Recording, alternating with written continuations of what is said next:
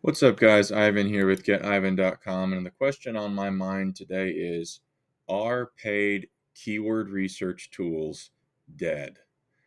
And the reason I'm wondering that is because I've been noticing for a while across a variety of different tools, and certainly in Google Ads, that the data is inconsistent, particularly the search volume, also sometimes the CPC, and definitely the SEO competition metric. So in SE ranking here, right now we're looking at best breakfast in Fort Worth.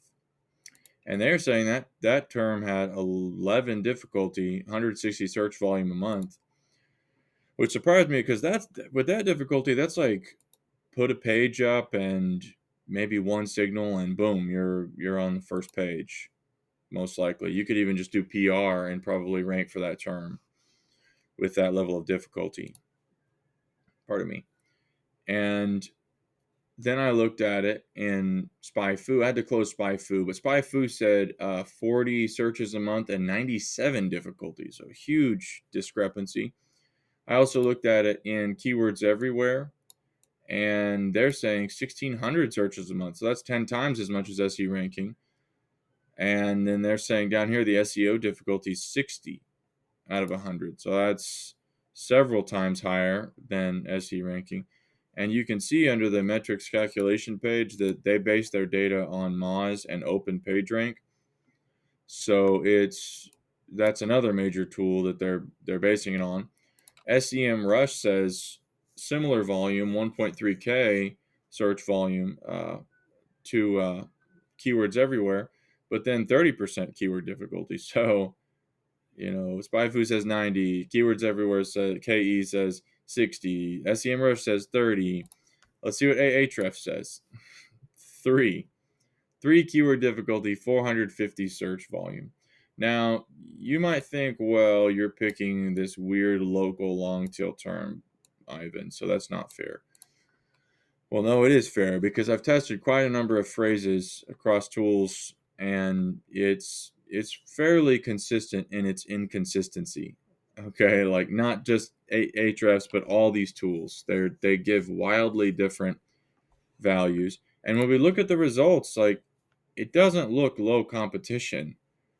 The schema has restaurants with like 1,000 reviews a piece or something crazy. Like, and then it's got like a broad Google Maps image, not like a specific business. I mean, they even have like a special schema here for best breakfast. You're gonna tell me that's a low competition?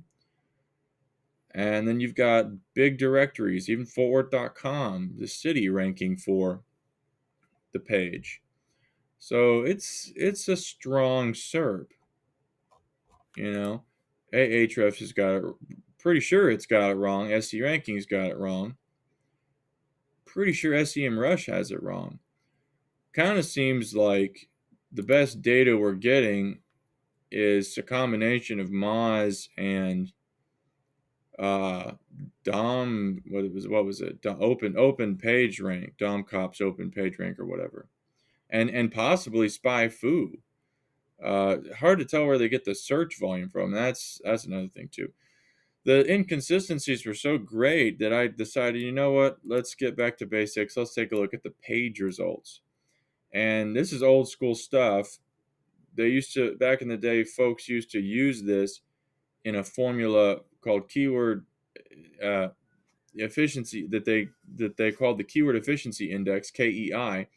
And what they did was they took the search volume and they squared it and then divided that number by the page results. And so this, in my previous experience, anything under like a million page results was lower competition. So 45 million page results is pretty high. And if we were to do that formula and say 1,600 squared divided by 45,100,000, then we get 0.056. Now, I could be mistaken on high or low. I think it was the closer it was to 1, the more competitive it is. The further from 1, the less competitive it is. I could have that upside down, though. I'm a bit mixed up on that. closer or further from one, the more or less competitive it's supposed to be. So it would be interesting to put those side by side and see what it looks like. I did. I went into Scrapebox and scraped all the Google page results, actually using the WebShare data center proxy, surprisingly, successfully a couple times on 1,000 keyword sample, broad match and exact match. Exported those results into Excel sheet here and filtered by Fort Worth, and then filter filtering by largest to smallest. And so some people criticize page results because they say, well, the top 10 is all that matters. Why would a bajillion page results matter at all when we're only looking at the nth percentile? But the thing is that when you actually look at it at scale, it truly does correlate at scale. Statistically, it correlates with competition in that um, you have a term with a ton of page results, it tends to indeed be a lot more competitive. There's case by case scenarios, but that's generally how it goes. And you could flip it on its head and look at smallest to largest and kind of make the same argument. Well, we only care about the top 10. So even though there's a lot fewer results, it could be still really competitive. And that's true, but again, statistically speaking, on average, it's much less competitive.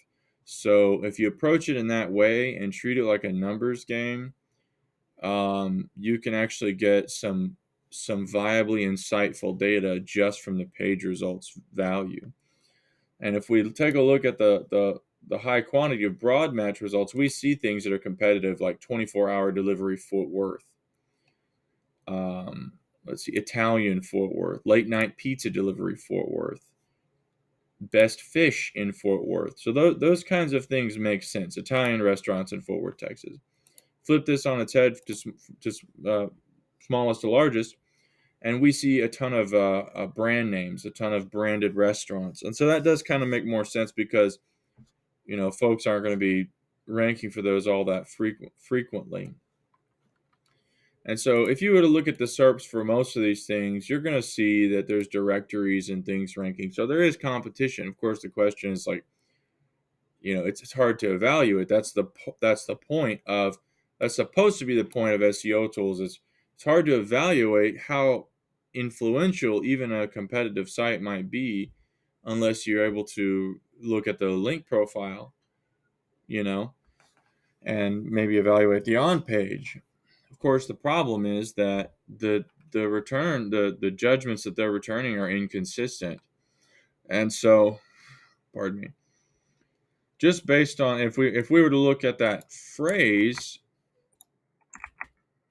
best breakfast in Fort Worth, we can see that this one has 34 million results. And then there's another one with 90 million. There's a difference there from what I had for 45 million because the proxies used are international. So if the proxy is different, you can have a different quantity of results, but it's still in the broad ballpark, right? If they're all that broad, then it's going to be relatively accurate.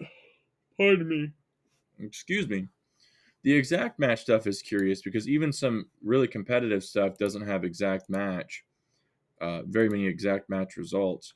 So that might be an indication of potential to, there's potential to rank a little bit more readily maybe for some of those things like 24-hour pizza delivery Fort Worth. And that's surprising. That's really surprising that people don't have dedicated pages. And that could just speak to poor SEO, or lack of interest. Pardon me.